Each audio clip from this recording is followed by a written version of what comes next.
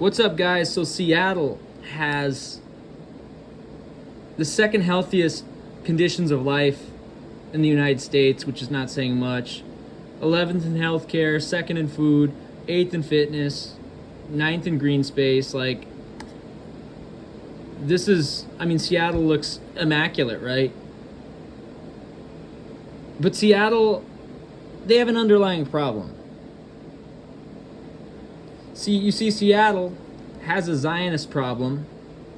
I mean, their sister city is Bida Saaba, right?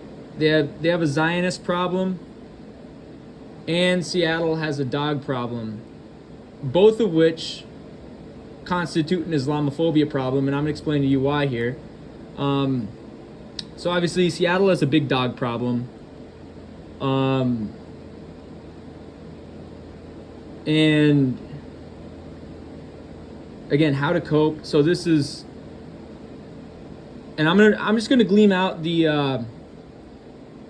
And again, I have hella family and friends in Seattle, so this is just gonna be like a cliff notes. I might do another video that goes into depth on this. But we're gonna just glean. I don't know. English is tough, right? I feel like at this point, other languages are easier, right? So Jim Barker's reluctant to admit he doesn't like dogs. You see, the pressure to love them in Seattle, a city where canines are more prevalent than children, is so intense that he can barely concede it to himself, right? And then they talk about Sam Miller here. It's a dilemma Sam Miller understands. The Olympia-based comic who performs weekly in Seattle is legit afraid of dogs because he grew up being chased by a neighbor's Rottweiler. Millard finds it preferable to hunch and contort his 6'5", 300-plus pound frame into the smallest it can be, which he believes is less threatening to canines than to just tell the truth. And if it was a matter of avoiding off-leash parks, that would be one thing. But here in the Emerald City, nearly all new apartments allow pets, and non-service dogs can be found not only running free in nature reserves and beaches, but also at work and malls, on buses and trains, and even restaurants and grocery stores. So where can dog-wary individuals, or those who like dogs but don't enjoy seeing them run illegally off-leash, find peace?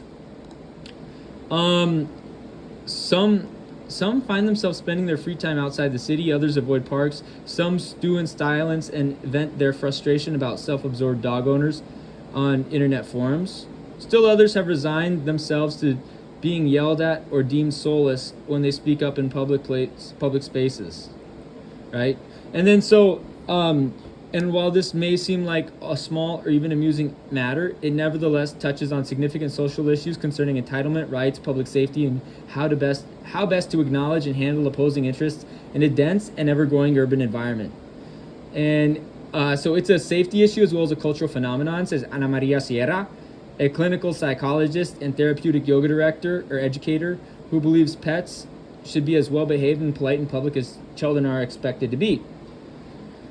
And she says, kids shouldn't be running around rampant and jumping on people, and neither should dogs. Sierra said, a healthy fear of animals is perfectly reasonable and even desirable in some places, and no one should allow their dog to get into other people's space. It's unacceptable, right? So, and this problem is bad, right? And again, the Seattle Times sucks. It's run by Zionist small hats. I mean, Zionist small hats have literally infiltrated the municipal government of Seattle, and they literally normalized the Zionist entity, right?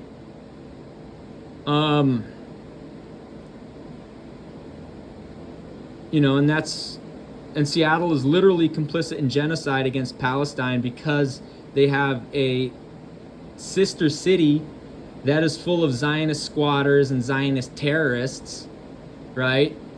But furthermore, Seattle is Islamophobic because of the dog agenda, right? And the whole dog culture is blatantly Islamophobic, right? If you read Sahih al-Bukhari, Sahih al-Bukhari. So, narrated by Ibn Umar radiallahu anhu, the Prophet sallallahu alaihi wasallam said, whoever keeps a pet dog which is neither a watchdog nor a hunting dog will get a daily deduction of 2 qairat from his good deeds. Right? So there's this hadith narrated by Ibn Umar radiallahu anhu.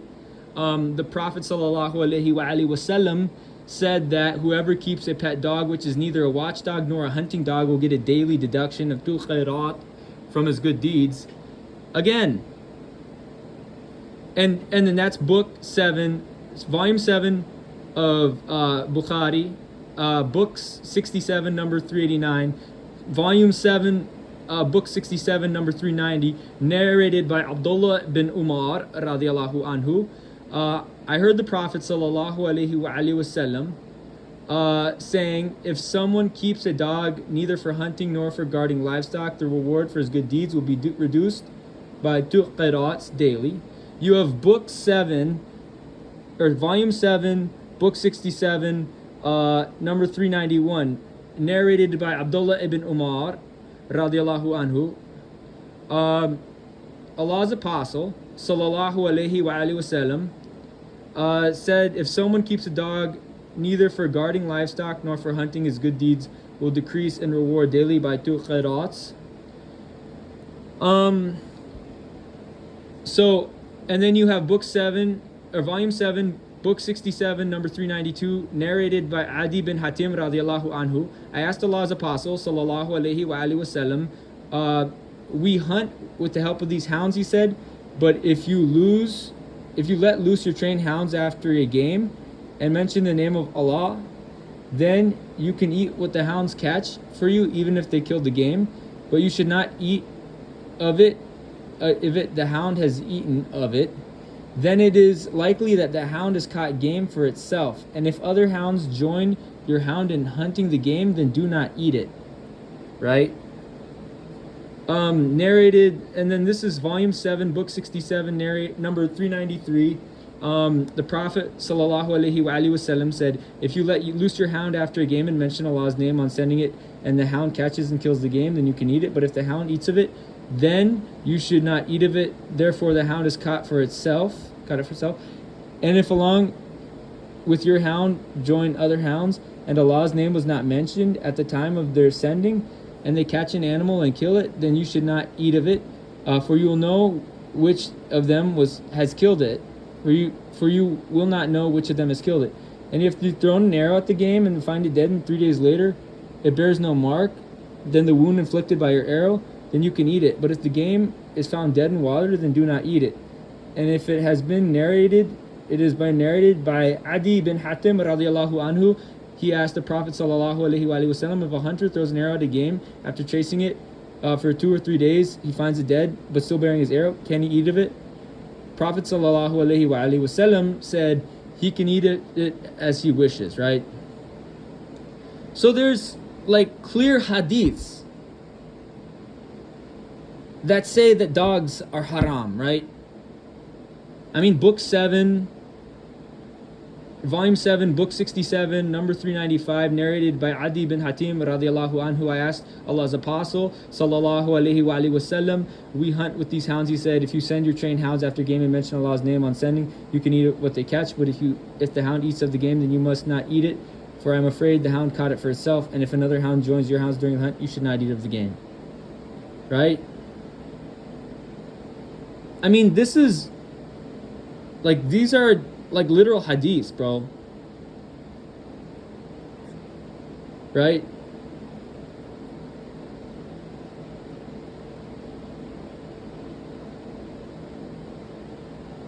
Like, these are literal hadiths, and people in Seattle, a large percentage of people in Seattle are ignoring these hadiths. And again, the dog culture in Seattle is an act of Islamophobia. And you shouldn't listen to goofy hippies like Yosef Weiss or Samara Sirotkin, right? You just shouldn't, right? Ana Maria Sierra understands. I don't know if she's read these hadiths from Al-Bukhari. But Sierra, who wanted to be clear that she herself is a dog lover, thinks the onus for the action should be on the dog owners and not the dog wary. Whose problem is this, and why should the people who are being overrun have the ones to seek treatment? She said in a telephone interview. She advised those who are circumspect around dogs to tell the owners that they are uncomfortable. And again, I am probably one of the most assertive people in that realm, right? In that category. Like, if I go for a walk on a trail and I see that there are off-leash dogs, I will remind the dog owners that there is a leash law, right? That this is not a shithole like Wasilla. And that there's a leash law, right?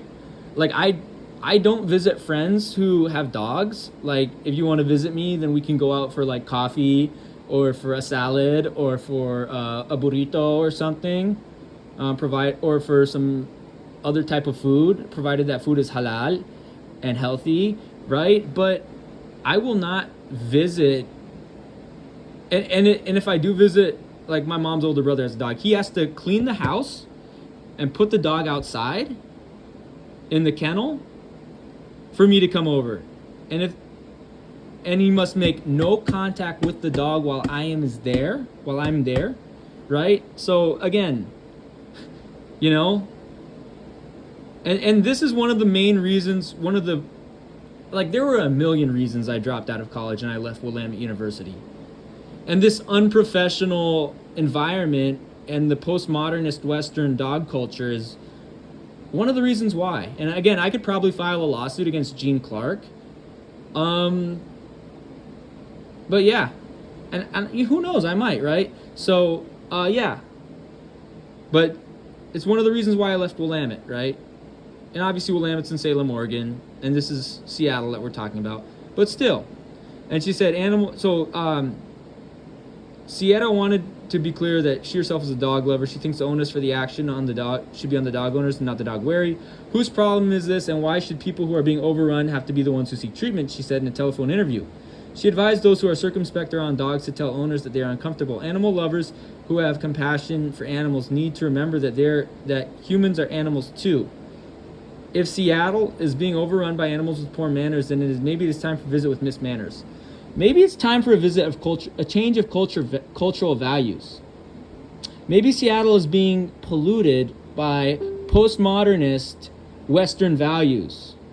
Maybe Seattle has a Zionist problem and a dog problem, which are an Islamophobia problem, right? And again, long term, I don't think Seattle is necessarily going to be the answer for me long term. You know, I'm actively exploring options in Northern Africa and West Asia for the long term, right? So, and that's because of the Zionist problem in Seattle and the dog problem in Seattle. You know, and I'm actually, you know, I'm actually thinking that Anchorage has a slightly better record than Seattle on certain things, but it still has the same problems, right? You know, the Western world is a problem, right? The West is a problem, right? But the dog culture out in Seattle has gotten like so out of control. Like there are gyms that let dogs inside of them in Seattle, right?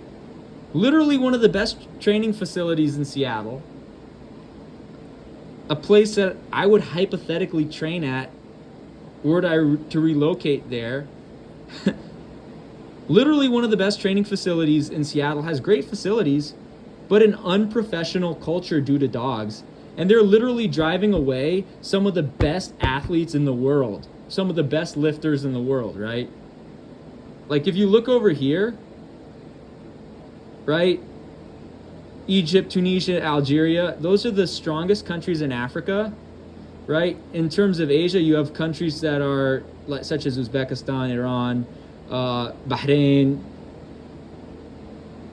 Iraq, right? Turkmenistan, Kazakhstan, Saudi Arabia, India, which have large Muslim communities that are strong countries and that do quite well on the continental level in weightlifting in terms of qualifying for continental tournaments, continental meets.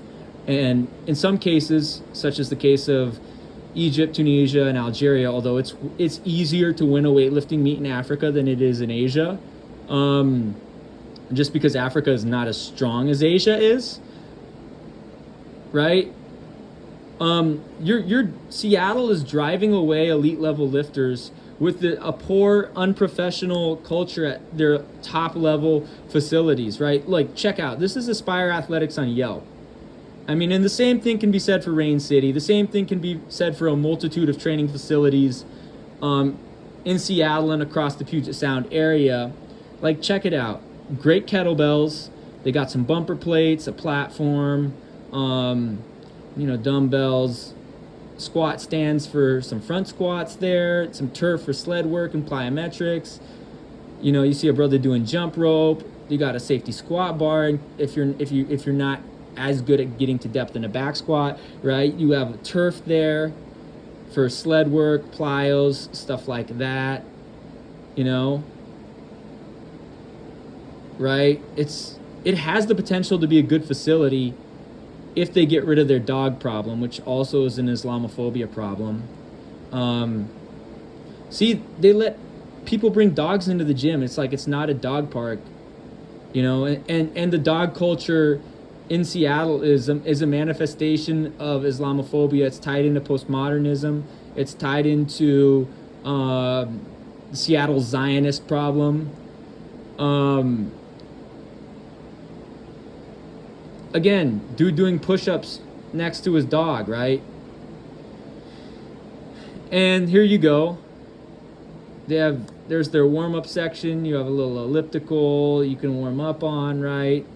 And again, literally a dog on the platform, bro. Like, really, bro? Astaghfirullah, a'udhu billah, right? And you can see, like, clearly this facility has potential to produce some of the best lifters on the West Coast. But if you're driving away populations that tend to be good at weightlifting, such as Algerians, Egyptians, Tunisians, Iraqis, Uzbeks, some Russians, right? Kazakhstani people, Iranian people, right? If you're driving those people away, Azeri people too, right? Not that this is an endorsement of Azerbaijan, right? We know how much there's Zionist collaboration. But if you're driving away some of the populations with the most potential to be elite weightlifters, like, what does that say about you and your values? I don't want to see that. But like I said, look, you got pulling blocks. You probably also have jerk blocks there. And yeah, pulling blocks, jerk blocks. You got a sled. You got this nice turf area for warming up, plyometrics, sled work, etc., right? You got lifting platforms, rings for dips and pull-ups, bumper plates, some squat stands for front squats, right? But when you're driving away athletes by letting people bring their dogs in, when you drive away some of the best athletes from the populations which are best at weightlifting, right? When those guys go to places like Ballard Health Club and other places like that, because that's a more professional environment, although it's not necessarily as good a facility, that's a problem. Again, RCF, Rain City Fit. Where is the Rain City Fit page? I thought I had Rain City Fit page up here. But Rain City is not much better, right? Rain City, oh, here we go. Rain City Fit is not much better. Although, actually, let's see if I can Yelp this. I'll go Yelp. Emerald City, let's check out Emerald City Athletics. Let's see how professional Emerald City Athletics is. It's more of a bodybuilding place, to be honest. And again, I'm not a big fan of bodybuilding. I'm, again, like mostly, like you guys know, I'm mostly trained weightlifting. Check out, Northwest Strong. I never seen. That looks more powerlifting, to be honest. They have some bumper plates, it looks like. They do have bumper plates, but they don't have blocks.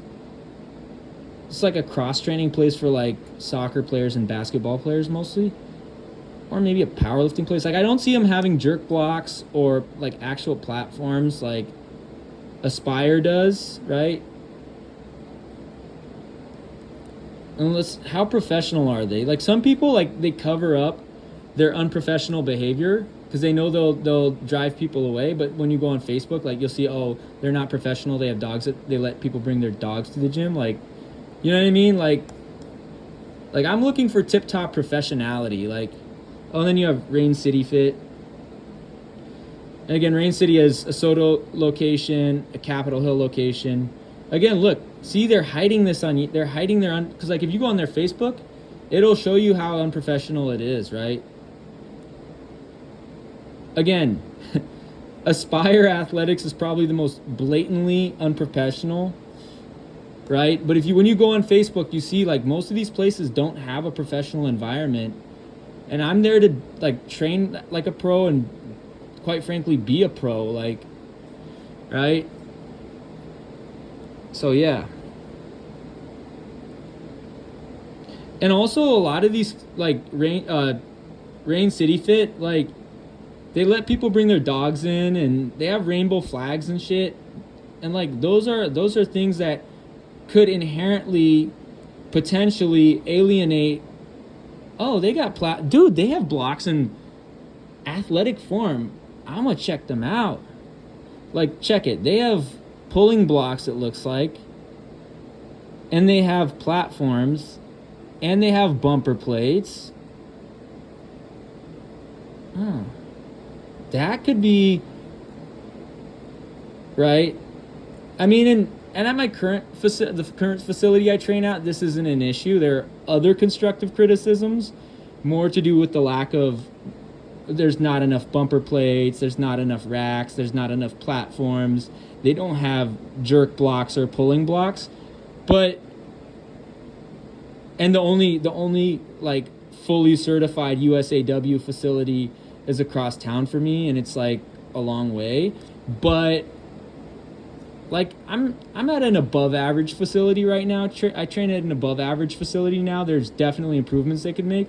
But it's not like it's not because they're not I mean, there is some unprofessional behavior, like people keeping their gym bags on the training floor. But and the fact that, again, some of the bodybuilders there are kind of obnoxious. And that there's too many machines, there's not enough racks and platforms and bumper plates and there's no jerk blocks there, there's no pulling blocks there, right? But I'm trying to see who else is professional. I mean, these guys seems like more of a powerlifting club, but I'm sure I could weightlift there, right? But they don't have blocks, which is like, I like doing block work, and actually my coach prescribes block work and exercises that require pulling blocks and jerk blocks. So it's like, yeah, I kind of need that, right? Check out Emerald City's such a bodybuilding place, though. It's like not really what I'm aiming for, right? And again, I have a little bit of a disdain towards bodybuilders. Just the culture around bodybuilders, the fact that you're training to dance around like a little fruitcake on stage in a Speedo with the weird ass tan like Donald Trump. Like, it's just kind of weird to me. As someone whose athletic backgrounds in track and field, basketball and baseball, like, right? Like, I want a professional level gym. Like, I'm not going to no rinky-dink gym. Like, my uncle was in the Olympics. My dad played college soccer. My other uncle played college football. My cousin was in the Olympics.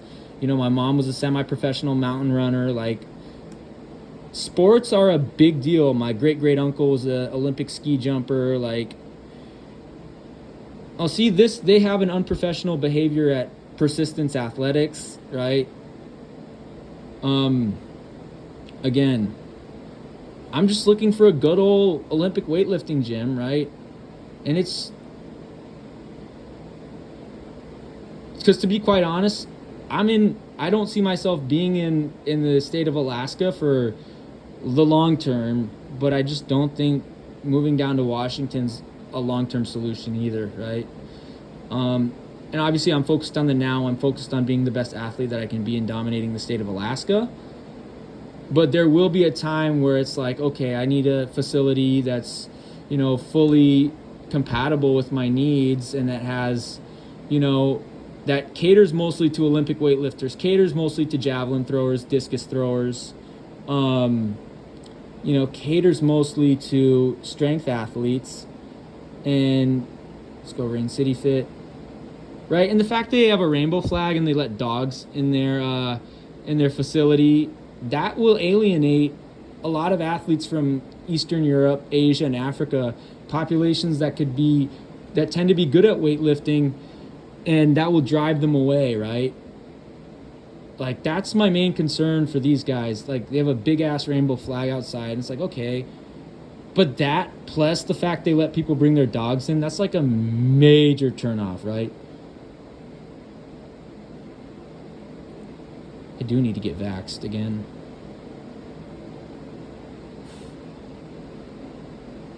Individual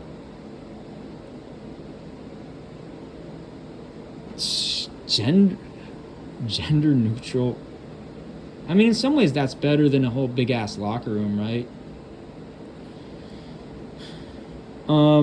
But yeah, gym culture in Seattle needs to maintain a professional decorum.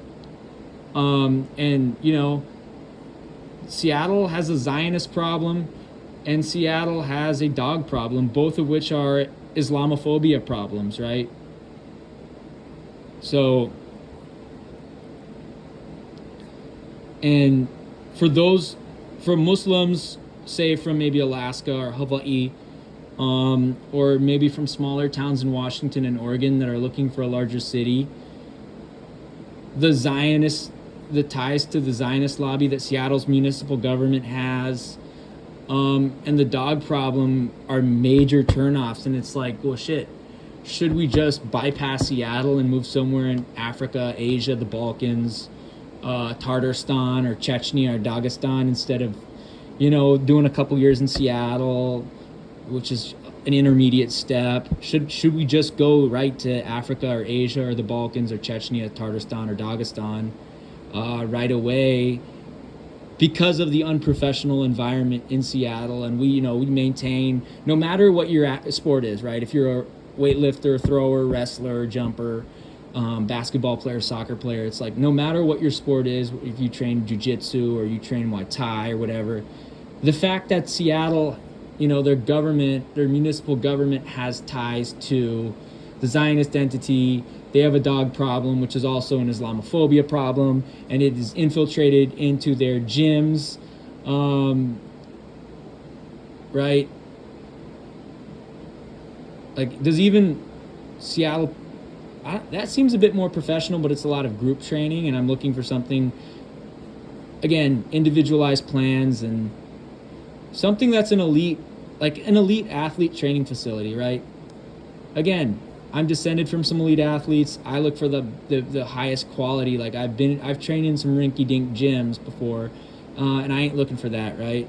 I'm really not looking for a rinky-dink gym or a gym that has an unprofessional environment. Like, the facilities need to be top quality, but the training environment needs to be top quality. And if your facilities are top quality but your environment sucks, then that's going to detract people.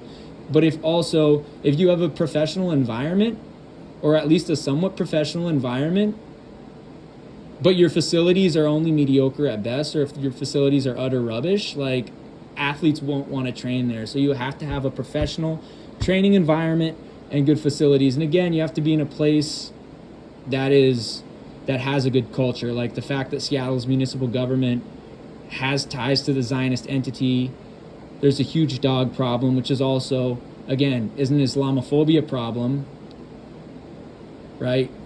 Like, this page is a page full of hadiths. Well, a large percentage of this page has hadiths about dogs on it, right? And again, this page is about hunting, slaughtering, but a lot of this, a good number of hadiths, a large number of hadiths talk about dogs and deal with dogs, right? So, you know, the dog problem is an Islamophobia problem, right? In Seattle. And the fact that Seattle has to have extra signs to keep dogs off soccer fields and baseball fields and American football fields and rugby fields. Like, really, bro? Like, check this out from Axios. Not because dogs can be pitch invaders on soccer games and whatnot, but also because of the dog crap, right? The fact that Seattle has to go through with these measures tells you everything you need to know about them. So there you go.